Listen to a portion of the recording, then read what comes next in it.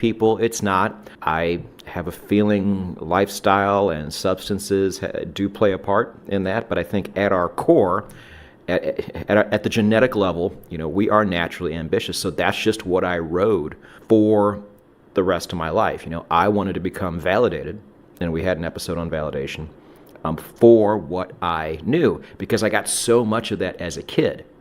But then as I grew, I didn't think I needed to study for anything, and then ADD really started to kick in, and I couldn't focus, and I lost interest very easily. And all that validation I was getting as a kid was slowly going away. And so I'm over here, I'm like, no, really, I'm still smart. Please recognize me for this. And so as I got older and started getting into the workplace, I wanted my job to include that validation.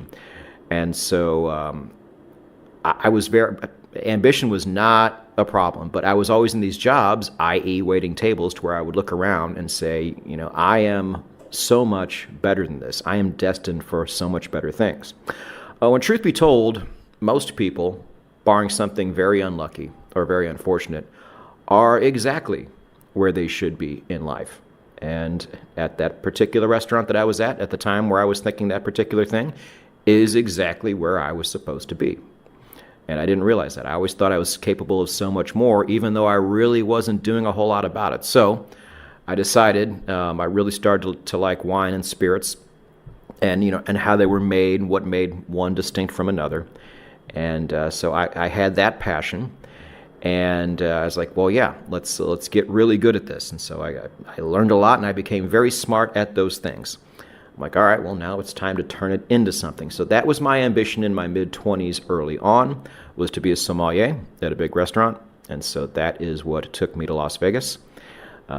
Quickly found that was not the route I should be taking, and just started waiting tables and did that as I built my passions elsewhere. But ambition for me, never really a problem. Execution was at times, and I think we probably need to touch on that, because I think anybody who listens to this is plenty ambitious. It's really just the execution that they have an issue with.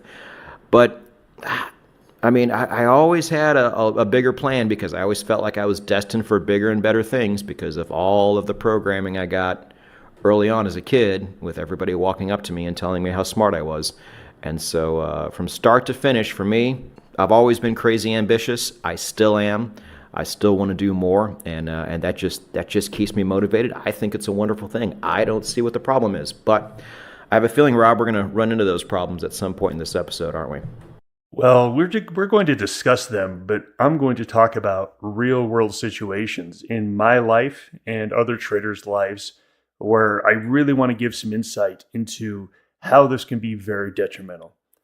When I got into trading in my early 20s, I was on fire. I loved it, and I was so into it. I had so much ambition. And, in my early 20s, I wanted to be the next Bill Gates. I'm going to talk about Bill Gates later, when I found out something else. But I just